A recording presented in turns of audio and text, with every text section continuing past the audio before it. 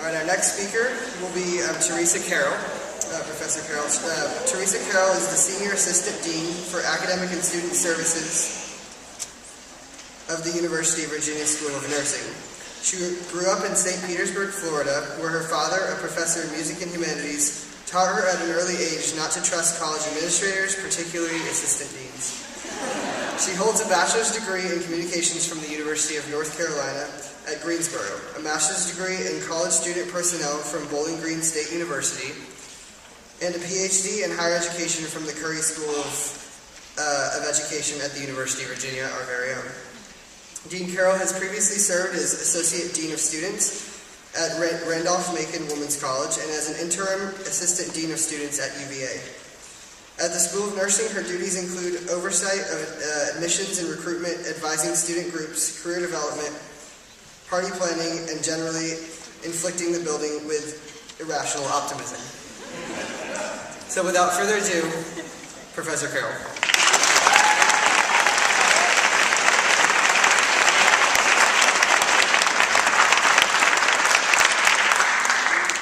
Good evening. I don't know how they planned this, but I think it's time to lighten it up.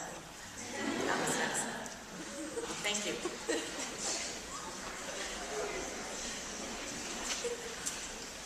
Darkness. Oh my goodness. Okay. When was the last time you got a really good night's sleep?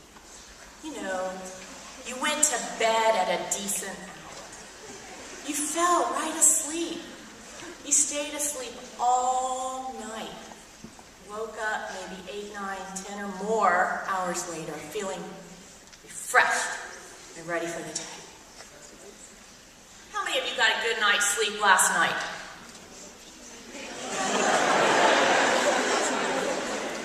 How many of you might have pulled an all-nighter in the past month?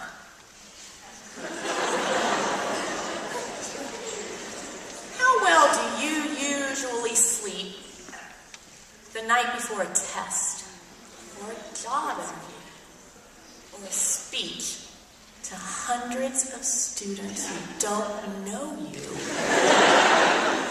and probably don't really want to know much about menopausal women?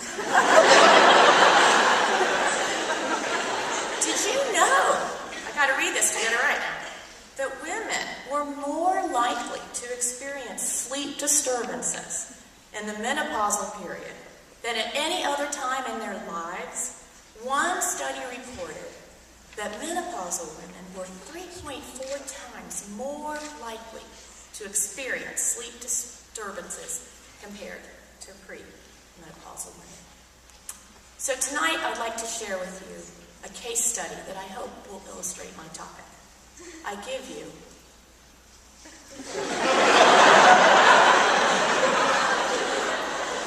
a 50-year-old woman, a successful 50-year-old mother to 2 exceptional daughters sitting on the second row. I think I just lost points there. Wife to a loving husband. Known to sometimes say she has the best job in the world. What could possibly be disturbing this woman's sleep?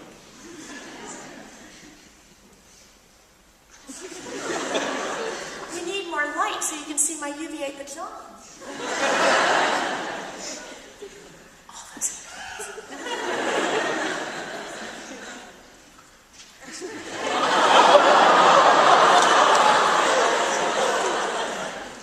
Brooke, this is for you. Students, you keep me awake at night. The UVA undergraduate and graduate students with whom I have the daily pleasure of working. You see, compared to my colleagues here tonight, I'm a little different.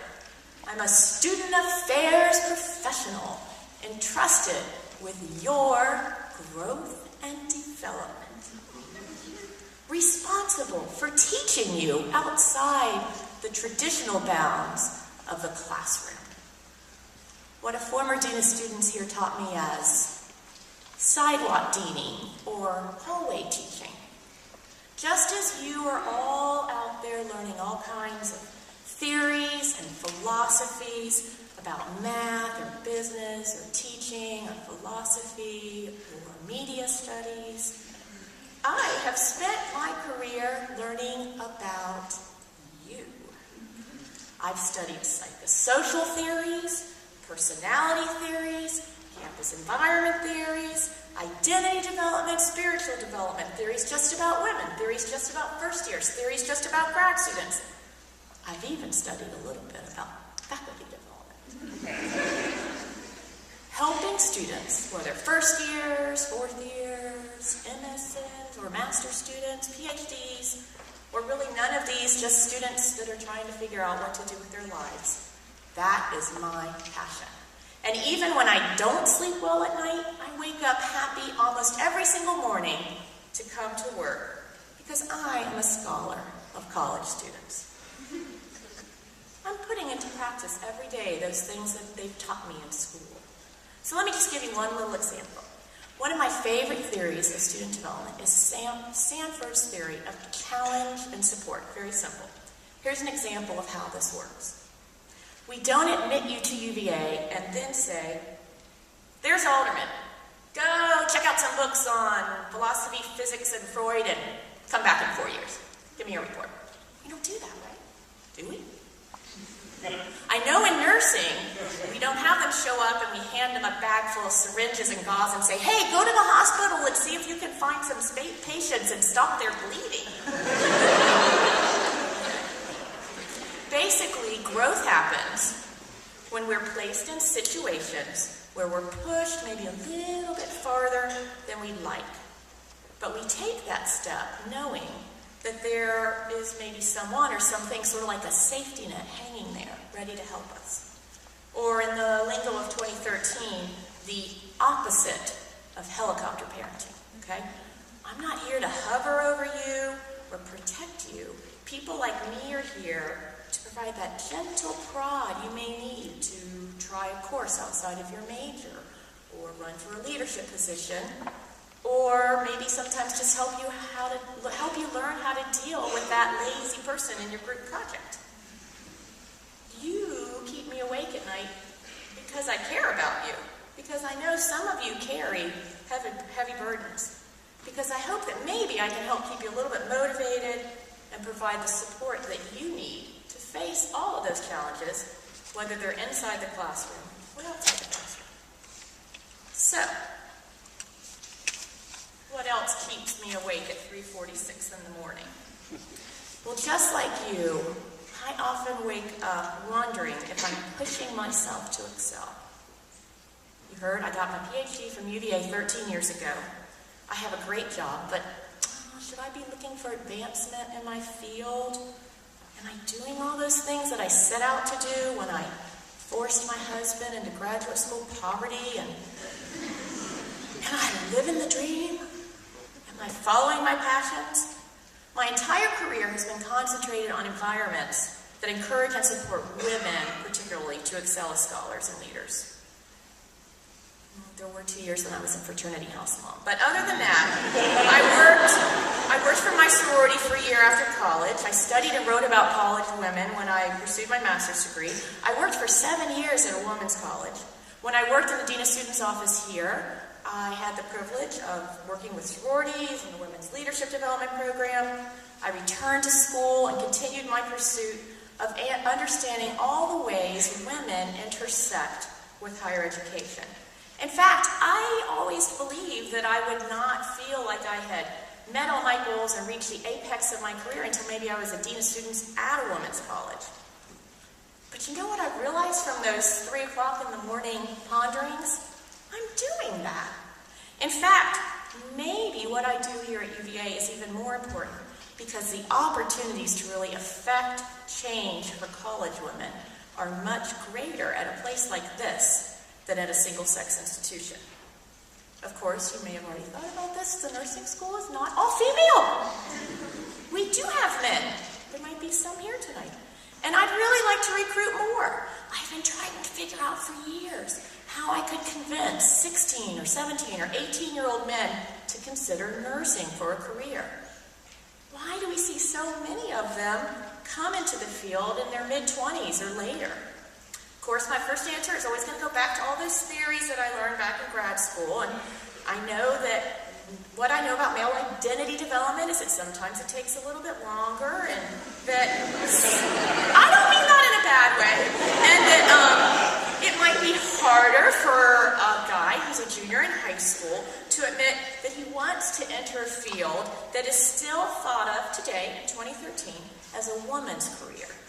I've pondered this over the years with my students, faculty, colleagues, parents, and I have gotten some really interesting suggestions for how I might do that. Truth, 2 good examples. One parent on a tour told me once, just tell those high school guys about those labs where you pair up with a nursing student, put on a hospital gown, and practice physical exams on each other. Creepy. Well, how about this one? These really were sent to me. I just think it's the word nurse. I mean, what guy really wants to be called a nurse? In fact, some of my very young students call their male peers nurses. You know, my colleagues at the engineering school are just as eager as I am to attract women to their field as I am to have a few more men in nursing. But I have yet to hear someone suggest we need to consider changing the name of the field.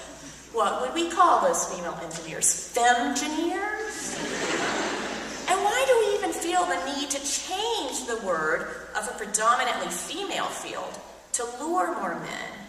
But we don't have to do that when we're trying to lure women into historically male careers. So, I proudly stand here before you tonight, the only woman on the program, to remind all of you that we do have a little bit of a way to go before we're equal in this way and lots of other ways. In the past week, we've heard folks mourn the promising future lost for high school football players who raped a woman, and very little about what she lost. Just yesterday I read that we have now appointed our first woman to lead the Secret Service.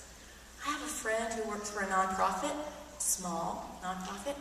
They have just now had their first staff member get pregnant, and so they are trying to develop a maternity leave policy, and it's the women on the board of that nonprofit that aren't supportive of it.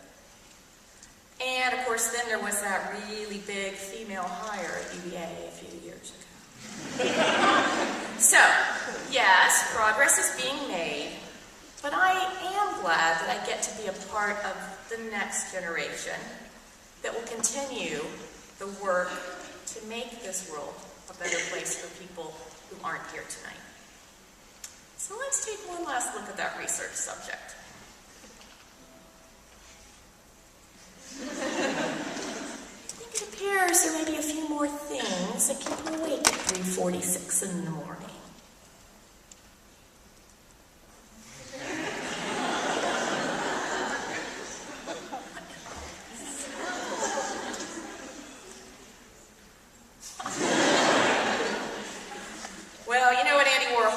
About those 15 minutes of fame. Just in case these are the only 12 minutes I get during my tenure here, I do have one more thing I want to get to say to you. So many of those theories that I learned in college had some kind of ultimate destination for growth and development. Self-actualization, developing integrity, internalization, autonomy, identity synthesis, contextual knowing. Well, if I wrote a theory of student development, it would include a first step called something like getting a clue. And then maybe we could move on to appreciating the beauty of the group project. It's really not that bad, you guys, isn't it?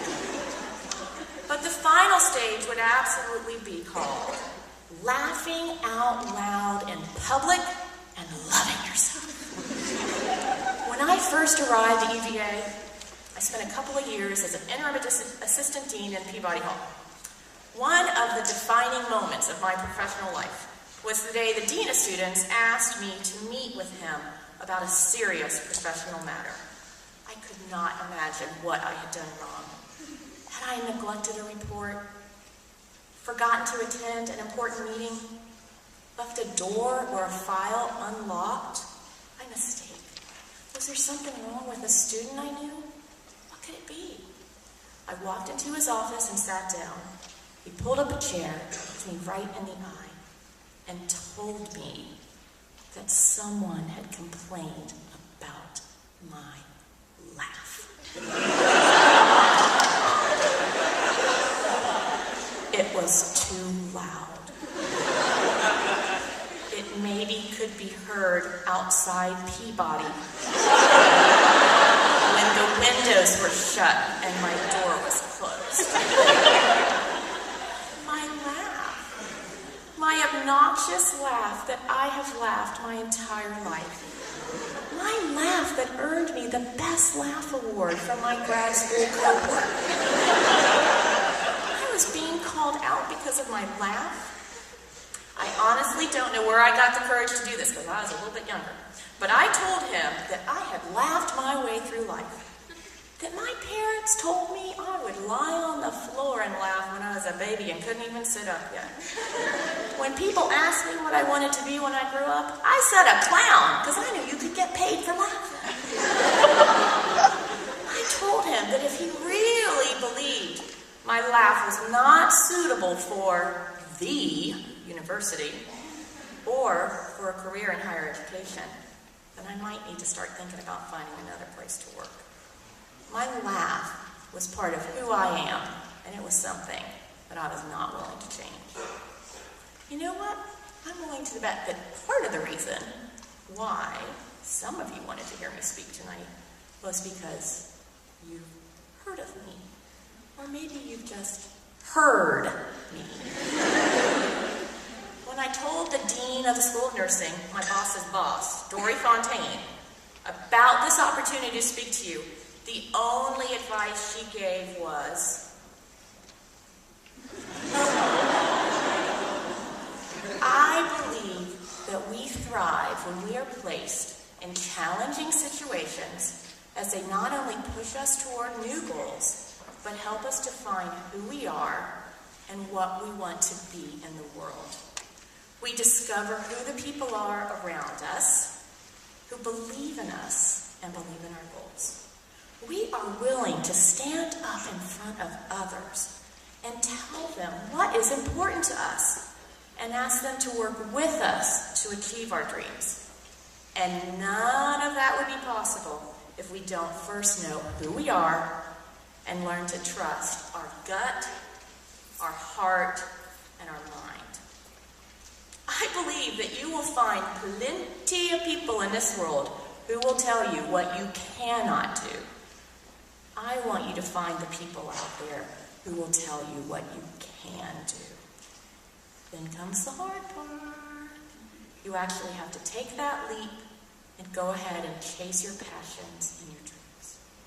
I think if you asked any of the 6 of us on stage, podium tonight, what we recall about our greatest achievements, you would hear stories that include fear, mixed with a little joy, mixed with maybe a few of those sleepless nights, mixed with success.